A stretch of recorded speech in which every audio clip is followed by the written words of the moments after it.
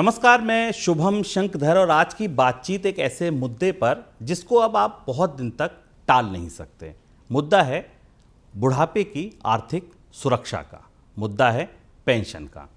देश बदल रहा है, परिवार छोटे हो रहे हैं, उम्र बढ़ रही है।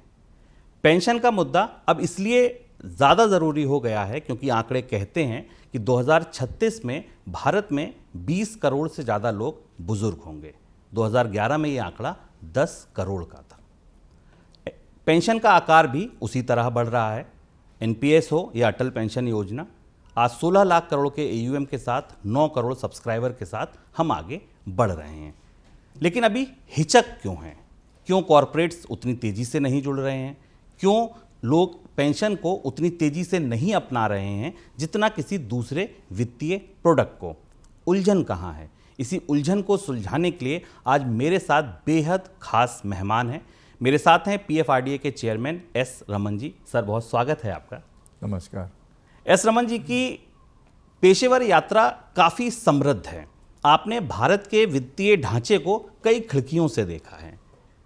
डेप्यूटी कैग के तौर पर जवाबदेही हो या सरकारी व्यय, सेवी में जब आप एग्जीक्यूटिव डायरेक्टर थे तो आपने कैपिटल मार्केट को और निवेशकों के हितों की रक्षा कैसे की जाए इसको, और सिडबी के प्रमुख के रूप में उद्यमिता, कर्ज और छोटे कारोबारी, इनकी चुनौतियों को सबसे करीब से महसूस किया है।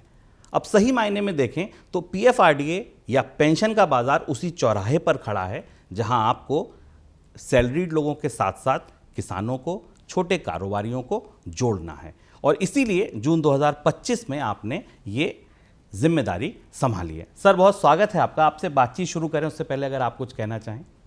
नहीं, ये कहना चाहते हैं कि आपने जैसे बोला पेंशन ज़रूरी है और हमारी जो टैगलाइन है एनपीएस ज़रूरी है, वो एक्चुअली इस बात पे एक फोकस लाती है।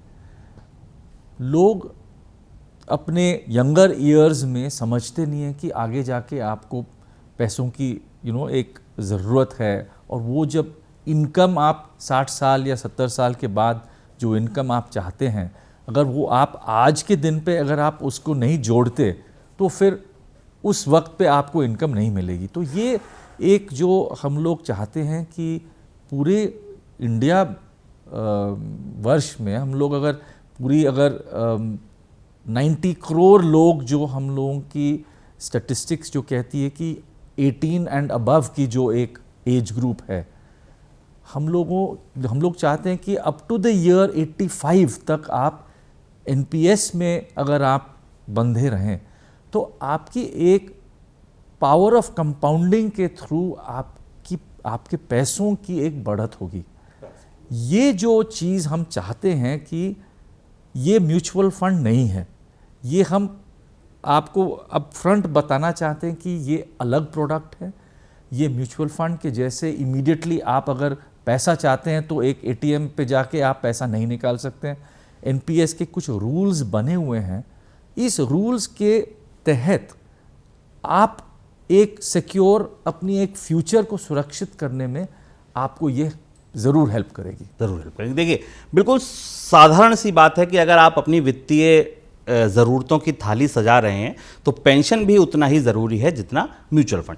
रमन सर, मेरा पहला सवाल यही है कि जिस तरह भारत अब ओल्ड एज की तरफ बढ़ रहा है, जिस तरह से ज़रूरतें बदल रही हैं लोगों की, क्या आपको लगता है कि पेंशन को अब सबसे इम्पॉर्टेंट वित्तीय चर्चाओं के केंद्र में आ जाना चाहिए, ठीक उसी तरह जिस तरह इंश्योरेंस या म्यूचुअल फंड ने? देखिए, कोई भी फाइनेंशियल प्रोडक्ट हो, fix deposit, mutual fund, insurance, pension, ये सारे प्रोडक्ट्स की ज़रूरत एक आदमी के अंदर है। तो हम चाहते हैं कि हर शख्स जो है वो अपना एक लाइफ प्लान ज़रा अच्छे से समझ पाएँ। ऑलरेडी अगर आप हायर इकोनॉमिक स्ट्रेटा में अगर आप देखें, जो अमीर लोग हैं उनको ये एडवाइस देने वाले बहुत लोग मिल जाते हैं, पर हम चाहते हैं कि हर नागरिक को ये एडवाइस मिले। तो यही इसी सॉर्ट ऑफ गोल या एक हम चाहते हैं कि पेंशन की जर्नी जो है वो फिक्स डिपॉजिट जैसे आप बैंक अकाउंट खोलते हैं, फिर फिक्स डिपॉजिट आसानी से आप इमीडिएटली खोल लेते हैं, उसके जैसे ही हम चाहते हैं कि पेंशन की अकाउंट आपकी उसी वक्त पे खुल जाए। तब जो आपके एक्स्ट्रा पैसे जो हैं वो आप पेंशन अकाउंट में आसानी से डाल पाएंगे थ्रू यूपीआई। हम ज़रूर ये चाहते हैं कि आपकी नज़र इस रेगुलेटेड फाइनेंशियल सेक्टर के बाहर न जाए। आज भी अगर आप देखें इंडिया में पॉन्जी स्कीम्स और ये फ्रॉड स्कीम्स चलती जाती हैं। अब उसको अगर आप उसकी क्या अट्रैक्टिवनेस है? कोई आपके पड़ोस में कोई बोलते हैं कि आपको हम 25% रिटर्न 1 साल में देते हैं, आपका 2 साल में पैसा डबल कर देते हैं। ये सब सुन के लोग चाहते हैं कि भाई हर आदमी अमीर होना चाहता है ना, आप और हम के जैसे सारे लोग अमीर होना चाहते हैं। तो बट ये जो फॉल्स अट्रैक्शन पे कैसे लोगों को हम इस रेगुलेटेड सेक्टर में ले आएं। पेंशन एक चीज़ है, ज़रूर इसकी जो आप रिटर्न अगर आप देखें, इसकी अगर मान लीजिए आपने पूरी इक्विटी स्कीम में आपने पैसे डाल दिए, तो 10 साल की अगर आप रोलिंग रिटर्न देखें तो ये करीब 17 से 19% की साल पे साल रिटर्न आपको मिल रही है। अब यही हम लोगों की एक एजुकेशन और हम लोग कैंपेन के थ्रू बोलना चाहते हैं कि आप 15% 16% पे खुश रहिए, क्योंकि ये पैसे आपके सेफ रहेंगे। आप भागे मत वो 30 और 50% जो 1 साल में आपको कोई प्रॉमिस करता है, क्योंकि वो फॉल्स प्रॉमिस है। फॉल्स प्रॉमिस है। एक इम्पॉर्टेंट चीज़ सर जो आपकी बात में आपने कहा डिस्ट्रीब्यूशन एक बिल्कुल सही बात है कि इसको डिस्ट्रीब्यूशन के एंगल से अगर हम देखें, क्या तैयारी आगे पीएफआरडीए की है डिस्ट्रीब्यूशन के पॉइंट ऑफ व्यू पे? क्योंकि अभी भी एनपीएस सर उस तरह से या पेंशन की स्कीमें उस तरह से लोगों के पास नहीं पहुंच रही हैं, उतनी सुलभ या कह लीजिए कि उतनी आसान नहीं है जितने कि अन्य वित्तीय प्रोडक्ट हैं। क्या आप मेरी बात से सहमत हैं? पहला, और दूसरा, इसके डिस्ट्रीब्यूशन को लेकर आपकी अगली रणनीति, अगली तैयारियां क्या हैं? नहीं, ज़रूर आपने एक बड़ी सेंसिटिव मुद्दे पे आपने छेड़ा उसको कि फाइनेंशियल प्रोडक्ट्स जो हैं वो कैसे बिकती हैं। ये सिर्फ डिस्ट्रीब्यूटर के थ्रू ही बिकती हैं, ये सच है। अब अगर आप देखिए 60 साल तक आम आदमी के पास बैंक अकाउंट नहीं था। एक जनधन प्रोग्राम के थ्रू आप 60 करोड़ लोगों के पास आप बैंक अकाउंट आपने उनके डोर स्टेप पे आपने जाके दी है। ये कैसे हुआ है? तो ये एक डिस्ट्रीब्यूशन के फोर्स से ही हुआ है, क्योंकि आपने सारे बैंकों को टारगेट दिया है कि आप जाके बैंक अकाउंट हर आदमी के लिए खोलिए। अगर आप एक फोर्स्ड मैनर में इसको करें तो आपके पास उतनी ताकत नहीं है, आप कर नहीं पाओगे।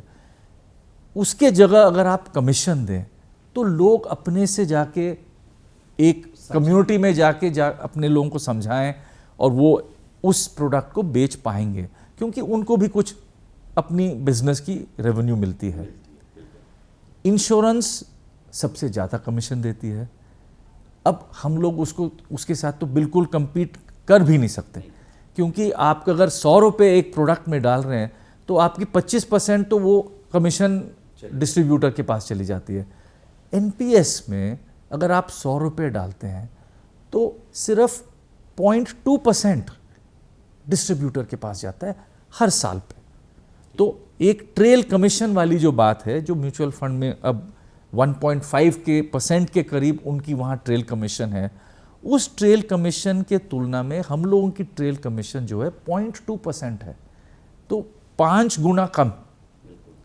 अब इसके साथ हम चाहते हैं कि लोग पेंशन में रहें, क्योंकि ये एक आपकी एक बहुत लंबी साझेदारी है। 40 इयर्स 50 साल की ये एक जर्नी है आपके साथ।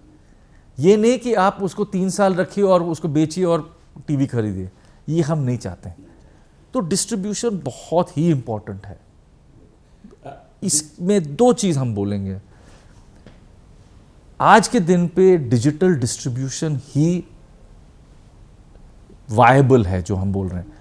अगर हम एक डिस्ट्रीब्यूटर हैं, अगर हमको बाइक मोटरसाइकिल बहुत एक बड़ी एरिया में अगर हमको कवर करना हो पेपर पेंसिल, उसको फिर जाके पेपर कहीं जमा करना, वो अब मुमकिन नहीं है। तो हम लोग 2 डिजिटल डिस्ट्रीब्यूशन के रेल्स हम लोगों ने अभी बनाई है, एक NPCI के साथ और एक BSE स्टार के साथ। NPCI वाली जो है वो एक भीम प्लेटफॉर्म कहलाती है, क्योंकि एक भीम इंटरफेस हम लोगों ने बनाया है कि आपकी UPI सर्विस प्रोवाइडर्स जो हैं वो आपको NPS तक 2 क्लिक में आपकी अकाउंट खोल देगी, आपके अपने बैंक के थ्रू। तो अगर आपकी बैंक SBI, आपके अगर bank already savings bank account है, तो आप अपने UPI ऐप से उसमें आप बोल सकते हैं हमको NPS चाहिए, आपके बैंक के थ्रू ही वही KYC आ जाएगी और आप अपना 2 क्लिक में आपकी अकाउंट खुल जाएगी। वैसे ही दूसरी जो चैनल हम लोगों ने बनाई है वो BSE स्टार के साथ, इसका नाम है स्टार NPS। इसके माध्यम से हम सारे जितने भी नॉन बैंक डिस्ट्रीब्यूटर्स हैं उसको हम इसमें शामिल करना चाहते हैं। प्राइमरी एग्रीकल्चरल क्रेडिट सोसाइटी को भी हम लोगों ने पेंशन एजेंट का नाम दे दिया है, तो वो भी इसको अब डिस्ट्रीब्यूट कर पाएंगे। एक छोटा सा सवाल सर इसी में कि जैसे आपने कहा कि 2 क्लिक पर आपका खुल जाएगा, ये ठीक वैसा ही है जैसा आप UPI से कोई सर्विस अवेल करते हैं, क्या वहाँ भी लोगों को उस तरीके के ऑप्शन मिलेंगे अपने फंड्स चुनने का, या वो जिस बैंक का UPI होगा उसी का फंड होगा? एक सवाल। और दूसरा सवाल जो है वो सर यहाँ पर ये है कि अगर मैं ये जो भीम UPI वाला है, ये कब तक हम लॉन्च कर रहे हैं? लॉन्च की डेट तो बहुत नज़दीक है, उसकी एक डेट हम दे नहीं पाएंगे आपको, बट डेफिनेटली नेक्स्ट 30 डेज़ के अंदर ये पूरी दोनों प्लेटफॉर्म लॉन्च हो जाएंगी। अब सवाल ये है कि आपको क्या चॉइस मिलेगा। अब चॉइस की यहाँ पे एक्चुअली अगर आप देखें बहुत ज़्यादा हम लोग चॉइस दे रहे हैं। कस्टमर इतना ज़्यादा कंफ्यूज हो चुका है कि आप उसको अगर पूछें कि आप कि अपने पैसों को इक्विटी, गवर्नमेंट डेट और कॉर्पोरेट डेट में अगर आप उसको एलोकेट करें तो कितनों को ये सवाल आसान होगा, हम नहीं कर पाएंगे। तो हम लोग इस एक स्पेशल स्कीम लाए हैं जो इनफॉर्मल सेक्टर के लिए जो हम बढ़ाना चाह रहे हैं, इसका नाम है NPS संचय। ये एक फिक्स्ड एलोकेशन स्कीम होगा, जैसे सरकार अपने एम्प्लॉयज़ के लिए 2004 में जो शुरू हुआ है वो बहुत सक्सेसफुल इतने सालों तक चल रही है।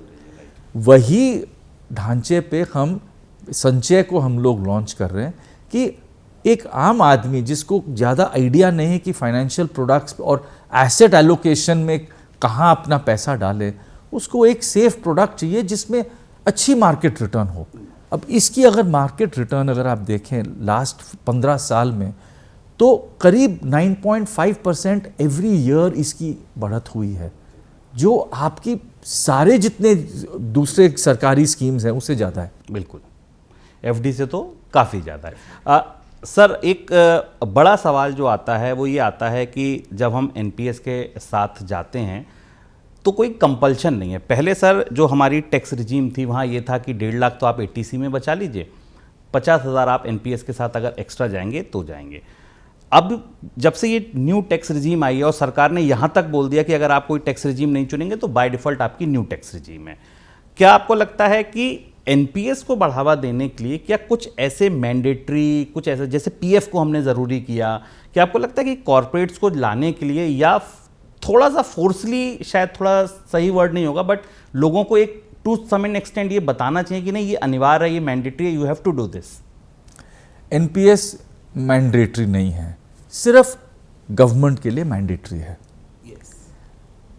उसी वजह से जब आप किसी चीज़ को वॉलंटरी रखते हैं तो उसकी जो कानून है, जो रूल्स हैं, ऑपरेटिंग गाइडलाइंस जो हैं, वो भी आपको थोड़ी सी एक रिलैक्स्ड वे में लानी पड़ेगी।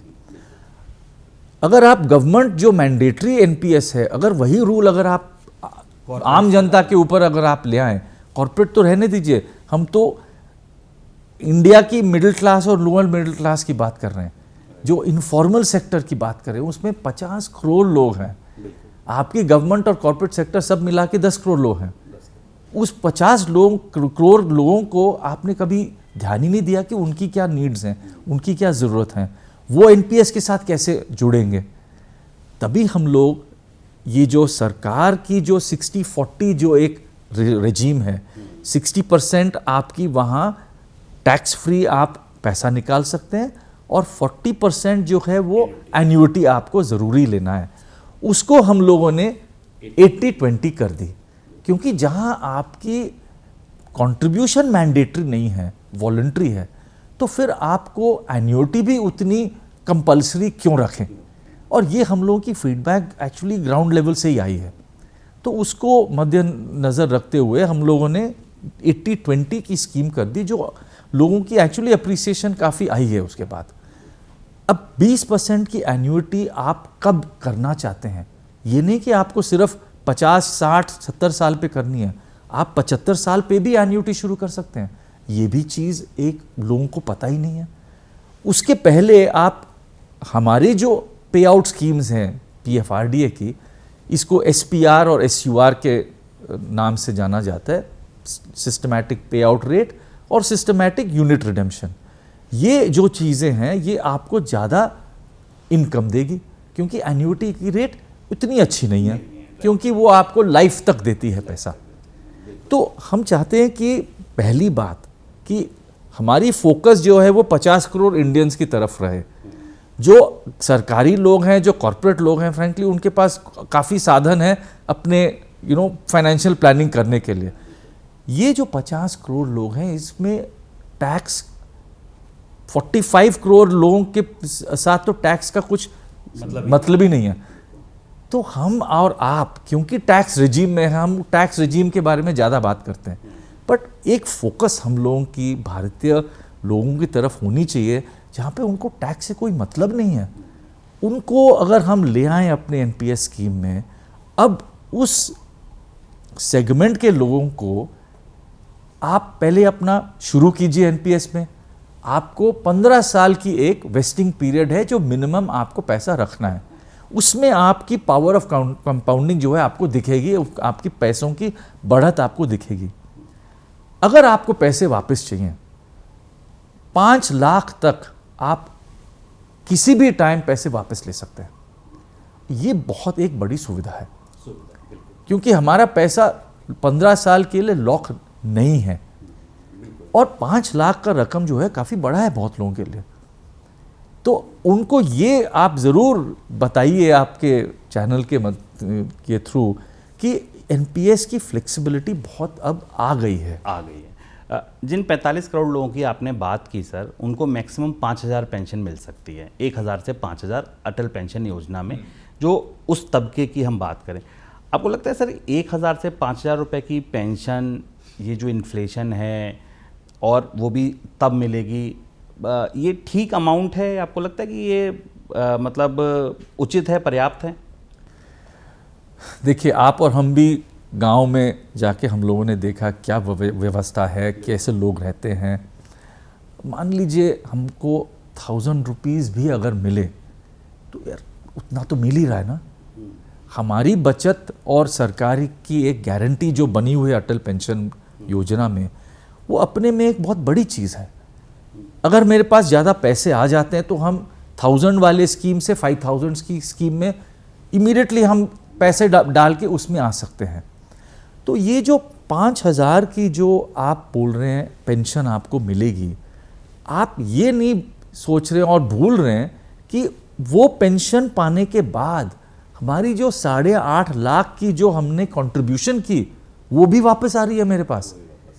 तो एक्चुअली अटल पेंशन योजना को हम हो सकता है हमारी गलती हो कि हम लोग उसको बढ़िया से वो एक्सप्लेन नहीं कर पाए कि भाई इसमें क्या क्या चीज़ें हैं। बट एक्चुअली अगर आप देखें, हमको पेंशन मिलेगी, हमारी स्पाउस पार्टनर जो भी वो उनको भी पेंशन मिलेगी अपने लाइफ के एंड तक।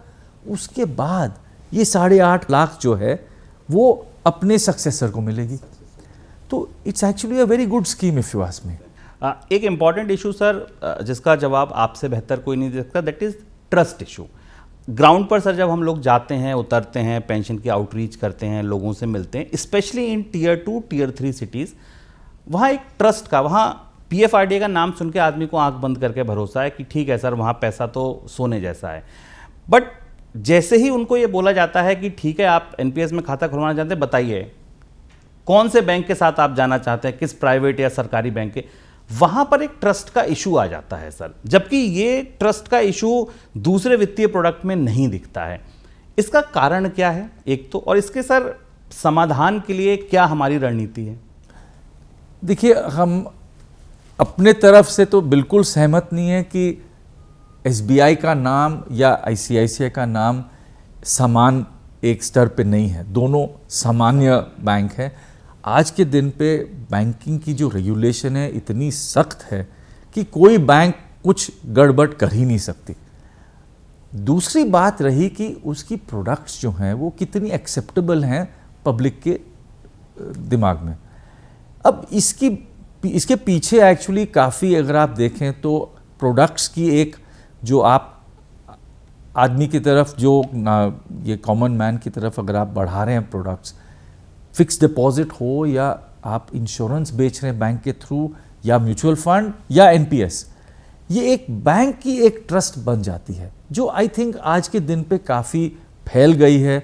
लोग सोचते नहीं है कि भाई आईसीआईसीआई सरकारी बैंक नहीं है, एसबीआई है सरकारी bank, but I think more और लेस लोग उसको बराबर ही सोचते हैं। अब ये बहुत बड़ी बात है। पीएफआरडीए सारे अपने पेंशन फंड्स को एक ही समान ट्रीट करती है। अब हमारी ये हो सकती है कि चूक इतनी हुई कि हम लोगों की कैंपेनिंग और एक अवेयरनेस जो हम लाना चाहते थे वो अभी तक इतनी आगे बढ़ी नहीं है। म्यूचुअल फंड में ही देखिए, अब एसबीआई से लेके एचडीएफसी, आईसीआई सारे म्यूचुअल फंड्स बराबर हैं लोगों के दिमाग में। तो वही हम चाहते हैं कि अपनी तरफ से पीएफआरडीए की एक कैंपेन हम लोग अभी शुरू करेंगे। उसके चलते हम अगर इसको 3 साल 5 साल के लिए अगर आप बराबर चलाते जाएं तो वो एक परसेप्शन आ जाती है लोगों के दिमाग में कि पीएफआरडीए के सारे पेंशन फंड जो है वो बिल्कुल ट्रस्टवर्दी हैं, उन पे भरोसा आप कर सकते हैं। और पीएफआरडीए उनकी निगरानी कर रहा है, बिल्कुल पीछे खड़ा है आपके। बिल्कुल कर रहा है। एक सवाल सर हेल्थ को लेकर है। पेंशन रेगुलेटर पेंशन के साथ, स्कीमों के साथ हेल्थ को किस तरह से जोड़ने की कोशिश कर रहा है, इसकी काफ़ी चर्चा है। क्या इसके पीछे मूल सोच है और ये किस तरह काम करेगा? मूल सोच तो बहुत आसान है कि आपके पास हेल्थ इंश्योरेंस है कि नहीं। मे बी है, क्योंकि आप एजुकेटेड, एक हाई लेवल इनकम आपकी एक हाई लेवल पे भी है। अब अगर आपके ही जैसे लोग जो आज के दिन पे 60 साल की तरफ पहुंच रहे हैं, आप वहाँ जाके अगर आप पूछें कि आपकी हेल्थ इंश्योरेंस है, ताज्जुब है कि बहुत लोगों के पास नहीं है। उस वक्त पे आपकी हेल्थ इंश्योरेंस जो बेस प्लान जिसको बोलते हैं वो बहुत महंगी हो जाती है। तो ये एक फीडबैक हम लोगों को अपने जो एक इंश्योरेंस कंपनीज जो हमारे साथ जुड़े हुए हैं एज एन्युटी सर्विस प्रोवाइडर्स, उनकी एक ये फीडबैक ज़रूर आई कि मेडिकल इंश्योरेंस को हम लोग कैसे बढ़ाएं। तो हम लोगों की एक ये ऑलरेडी एक जो बोलते हैं पीओसी, एक प्रूफ ऑफ कॉन्सेप्ट जो है, एक एक्सपेरिमेंट के तौर से हम लोगों ने ऑलरेडी इसको शुरू कर दी है कुछ एरियाज़ में। इतना ही हम लोग बोल रहे हैं कि आप अपने हेल्थ के लिए पैसा इकट्ठा कीजिए, पेंशन फंड में डालिए। पेंशन फंड में आपकी मार्केट रिटर्न मिलती जाएगी। अगर आपको कुछ नहीं हुआ, बहुत बढ़िया, आप कभी हॉस्पिटल ना जाएं, यही हम चाहते हैं। पर मान लीजिए आपको हॉस्पिटल में भर्ती होनी है और कुछ इंटरवेंशन, कुछ आपकी ऑपरेशन कुछ होनी है, तो रफली स्टैटिस्टिक्स ये बोलती है कि 3 से 6 लाख के बीच में सारे 90% जो ऑपरेशंस है उसके बीच में उसका खर्च उतना हो जाता है। तो हम लोग जो हैं, आपका जो पेंशन अमाउंट, स्वास्थ्य अकाउंट में जो आपका पैसा इकट्ठा हुआ है, वो एक आपकी तरफ से पहली वो कोपे जैसे जिसको बोलते हैं, आपकी डिडक्टेबल बन जाती है। 1 लाख अगर आपके अकाउंट में है तो वो 1 लाख आपकी हॉस्पिटल एक्सपेंसेस की तरफ आपका खर्चा है। उसके ऊपर आपको टॉप अप इंश्योरेंस से 5 लाख मिलेगा। ये जो टॉप अप इंश्योरेंस की स्कीम जो है, ये आपके स्वास्थ्य अकाउंट से जुड़ी हुई है।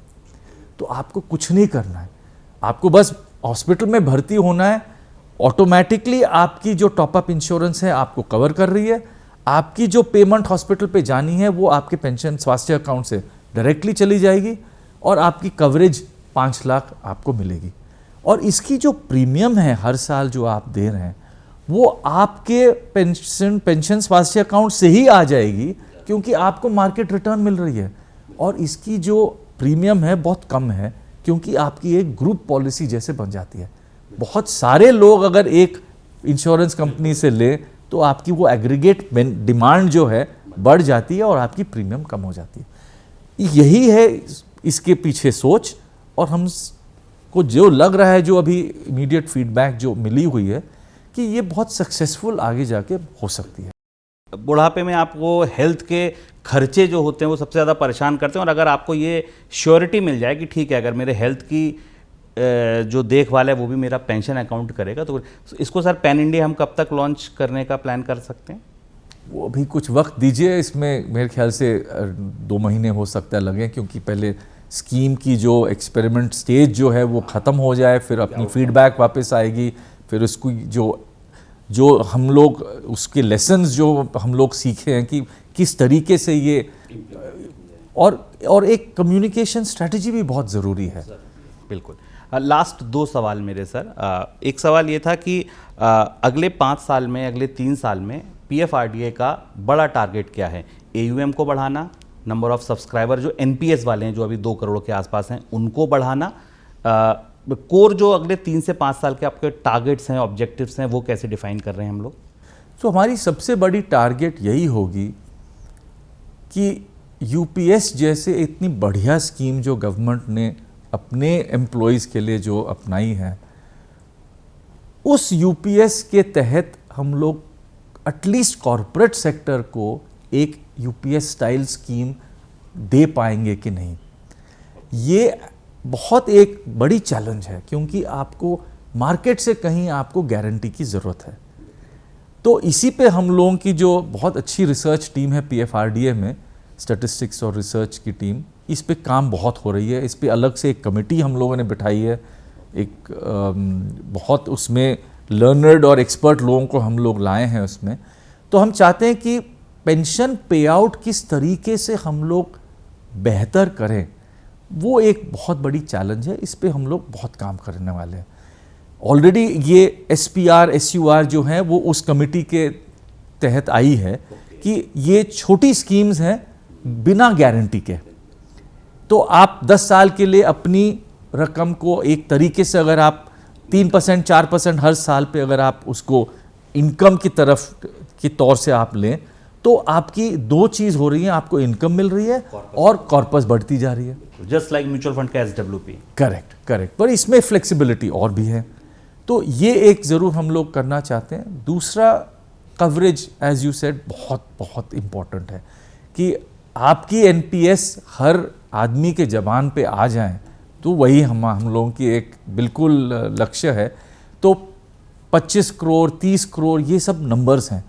अब हम लोग अगर अपनी डिजिटल जो प्लेटफॉर्म्स हैं डिस्ट्रीब्यूशन की, अगर इसको हम अच्छे से अपनाएं और इसकी कम्युनिकेशन स्ट्रैटेजी और जो कैंपेन हम लोग चला रहे हैं ऑल इंडिया, उसको अगर हम लोग अच्छे से करें, तो हमको लग रहा है कि ये नंबर्स अपने आप ही आ जाएंगे।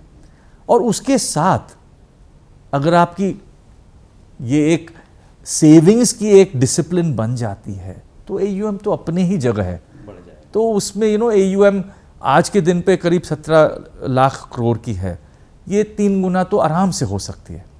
और इसकी एक बहुत इम्पॉर्टेंट ये भी एक लक्ष्य है कि इंडिया की इंफ्रास्ट्रक्चर ग्रोथ के लिए ये लॉन्ग टर्म पैसा बहुत ज़रूरी है। तो वो भी एक पेंशन फंड्स की एक एक्चुअली ड्यूटी बन जाती है कि आप लॉन्ग टर्म फंडिंग इंफ्रास्ट्रक्चर के लिए आप दे पाते हैं। ये बहुत इंपॉर्टेंट चीज़ है भारत के लिए। एक आखिरी सवाल सर, आपकी विश लिस्ट कोई जो आपको लगता हो कि अगर ये काम सरकार की तरफ से हो जाए, ये रिलैक्सेशन, ये मैंडेटरी, या कोई भी 1 या 2 विश लिस्ट आपकी कि ये हो जाए and that will be game changer for entire industry और एंटायर सिस्टम? देखिए, हमारे लिए विश लिस्ट तो कुछ नहीं है, पर हम विश लिस्ट ज़रूर भारतीय लोगों के लिए हम चाहते हैं कि एक वॉलंटरी स्कीम हर जगह बननी चाहिए, कोई फोर्स्ड सेविंग, क्योंकि ये आज के दिन पे कुछ स्कीम्स ऐसे हैं जो बिल्कुल फोर्सिबली लोगों के ऊपर डाली जाती हैं। हम चाहते हैं कि हर फाइनेंशियल प्रोडक्ट को लोग समझें, अपनाएं, अपने दिल से अपनाएं। क्योंकि अगर हम चाहते हैं कि एक 5 साल की स्कीम के लिए हम पैसा डालना चाहते हैं, आप बोल रहे हैं कि हमको 25 साल की स्कीम चाहिए, भाई दोनों चीज़ इक्वली मिलने चाहिए आपको।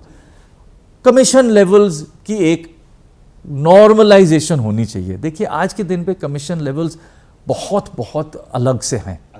अब ये ज़रूर हम चाहेंगे कि एक रेगुलेटरी हार्मोनाइजेशन एक जैसे हो जाए कि भाई जो भी फाइनेंशियल प्रोडक्ट्स हैं बेचे जा रहे हैं उन पे एक सा कमीशन। करेक्ट, बिल्कुल। सर कमीशन को लेकर कुछ ऐसा भी है कि कोई खास वर्ग के लिए, कोई खास जैसे टीयर 2 टीयर 3 सिटीज़ के लिए, या महिलाओं के अकाउंट जोड़ोगे या फार्मर्स के अकाउंट जोड़ोगे तो कुछ एक्स्ट्रा कमीशन दिया जाए? नहीं, ज़रूर। देखिए एक जो मार्जिनली हायर एक डिस्ट्रीब्यूशन कमीशन अगर आप देना चाहते हैं कि मुश्किल जगह पे आदमी जाके वहाँ अकाउंट्स खोल रहे हैं, ज़रूर उसको थोड़ा सा पैसा ज़्यादा मिलना ही चाहिए उस एफर्ट के लिए।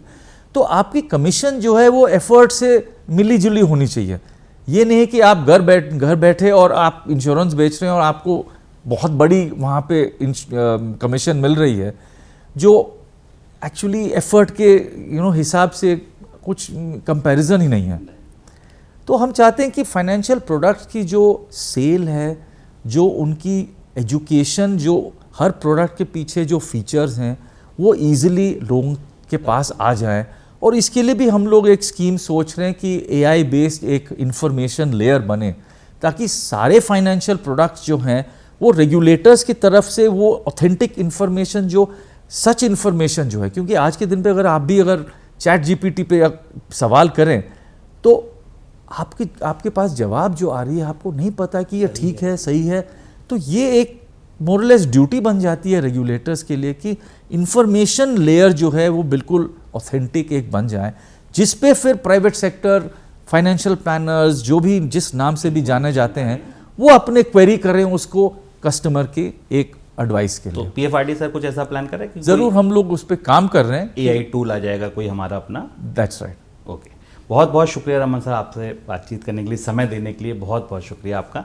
आप लोगों का भी शुक्रिया। जुड़िए, इस इंटरव्यू को ज़्यादा से ज़्यादा लोगों तक पहुंचाइए, अपने विचार, अपने सुझाव हमको रखिए और बेहतर कैसे किया जा सकता है। फिलहाल इजाज़त दीजिए, नमस्कार।